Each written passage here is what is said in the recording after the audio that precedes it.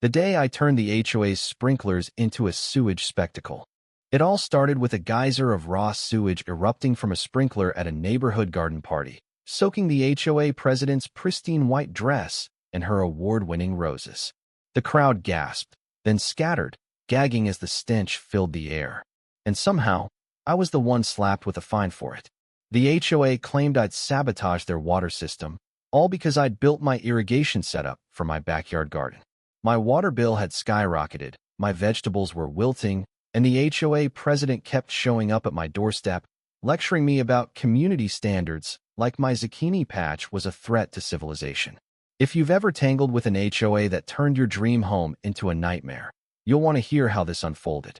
My name's Tom Hargrove, a retired city utility inspector with 20 years of chasing down water thieves and corrupt contractors. When I bought my cozy ranch-style home in Sunnyvale Meadows, a quiet suburb outside Raleigh, North Carolina, I thought I'd left that life behind. I wanted a simple retirement, growing heirloom tomatoes, sipping coffee on my porch, and maybe finally mastering sourdough bread. The house was perfect: 3 bedrooms, a sunny backyard, and just enough space for a garden to make my grocery store runs obsolete. I pictured baskets of peppers, basil, and cucumbers, the kind of simple joys that don't require permits or nosy neighbors. Sunnyvale Meadows seemed like the ideal spot. The HOA sent out cheerful newsletters about lawn care and holiday decorations, the kind of stuff that makes suburbs look postcard perfect. Margaret Ellis, the HOA president, was a polished woman in her late 40s, with a smile that could sell real estate and a knack for making you feel like she cared about your property value. When we met, she asked about my background and my plans for the house, and offered to help me settle in.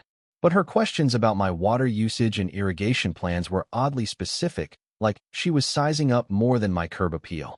I should have seen the glint in her eyes, the same look I'd seen in utility scammers who thought they could outsmart the city. By month 2, I was ready to build my garden. I designed a top-notch irrigation system, the kind most folks would hire a crew for. It was legal, efficient, and over-engineered for a vegetable patch. I got every permit, passed every inspection, and spent $5,000 to make it perfect. I was proud of it, the way you are when you build something that'll last. But pride, as they say, comes before a fall, and I was about to crash hard. Margaret started showing up like clockwork, poking around my backyard with questions about pipe layouts and water pressure. She tossed around terms like flow dynamics and municipal compliance that no typical HOA president would know. When I asked about her background, she brushed it off with a smile and said she liked to stay informed. Her compliments about my system felt like she was cataloging it, not admiring it. My old inspector instincts kicked in. Something was off. Then my water bill tripled. My garden was dying, even though the system ran like clockwork. I checked every pipe and every valve and found nothing wrong. That's when I started digging, literally and figuratively, with the same precision I'd used to bust utility scams. What I found was a professional-grade bypass valve on my main water line, siphoning 80% of my water to Margaret's property. This wasn't a DIY hack, it was commercial equipment, installed by someone who knew exactly what they were doing. I'd seen this before. Textbook water theft, the kind businesses pull to dodge bills. But stealing from a neighbor's garden? And from a guy who'd spent 2 decades catching crooks like this? Margaret had picked the wrong target. I spent weeks building a case, documenting the illegal connections, measuring water flow, and tracking my spiking bills. I chatted with neighbors, casually asking about their utilities and HOA run-ins. What emerged was chilling. Margaret wasn't just stealing my water.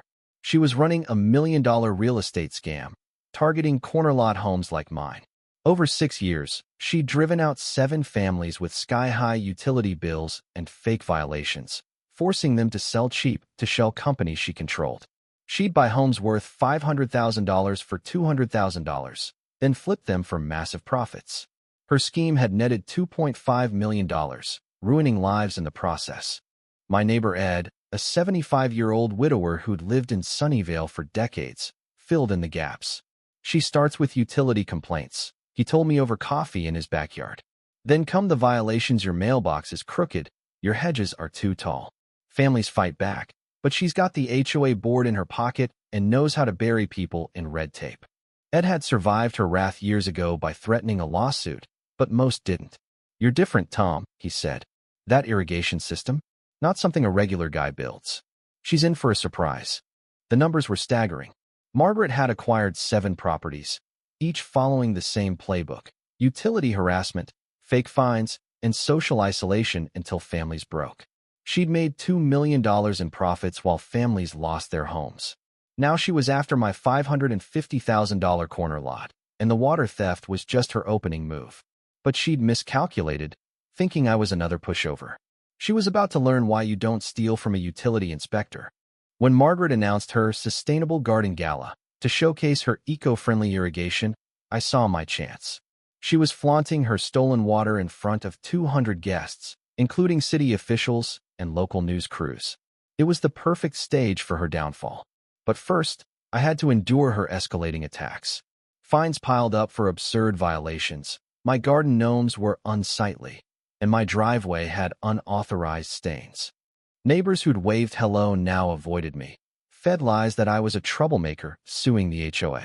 Margaret held secret meetings, painting me as a threat to community safety. The isolation stung worse than the Feinsitz primal, being shunned by your tribe. Her enforcer, a contractor named Ray Coleman, showed up with official-looking notices claiming my system caused pressure surges, threatening the neighborhood. Each fix required $4,000 in unnecessary repairs by his recommended crews. Ray was slick, but I knew real violations from fakes. I documented every notice, recorded every threat, and traced his contractors to shell companies linked to Margaret. Her scheme was a well-oiled machine, but I was dismantling it piece by piece. The gala was my moment. As Margaret stood before the crowd, scissors in hand for a ribbon cutting, praising her innovative water management, I activated my system's failsafe from my phone. The sprinklers, fed by her stolen line, switched to Sewage Modia legal safety feature for detecting theft. Clean water turned brown, then chunky, spraying her roses and her dress with filth. The stench hit like a wall. Guests screamed, reporters gagged, and Margaret's composure shattered. "Tom did this," she shrieked, pointing at me across the street, sewage dripping from her hands. Her accusation was a confession she knew I controlled the system because she'd tapped into it. Police arrived, summoned by Margaret's claims of terrorism. I met them calmly, handing over a binder thick with evidence. "I'm Tom Hargrove, retired city utility inspector," I said. "This is the biggest fraud case I've ever seen." I walked them through the photos, flow data, and property records, showing how Margaret's scheme had fleeced families for years. The sewage wasn't sabotage, it was proof of her theft, captured on live TV. Her empire began to crumble as the crowd realized the truth. Ray cracked within hours, spilling everything to detectives for a lighter sentence. He mapped out Margaret's illegal hookups: water, electricity, gas, even cable feeding her 8 properties. She'd stolen $50,000 a year in utilities, risking lives with shoddy gas lines that could have leveled the block. I'd installed monitors months earlier, suspecting broader theft. That night, I triggered legal shutoffs for safety violations, plunging her properties into darkness. No water, no power, no profit. The media ate it up, filming each blackout as evidence piled up. The neighborhood woke up. Neighbors who'd shunned me apologized, outraged at Margaret's betrayal. The HOA board ousted her, froze accounts, and cooperated with prosecutors. Margaret's interviews from jail, claiming she was framed, only dug her deeper. Text messages, bank records, and Ray's testimony proved she'd orchestrated everything. She was sentenced to 6 years in prison and ordered to repay $2 million to the victims. Ray got 2 years and lost his license.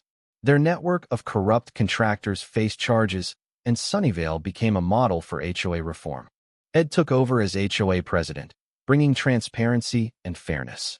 Victims like the Parkers and Lopez's reclaimed their homes or got restitution, rebuilding lives Margaret had shattered.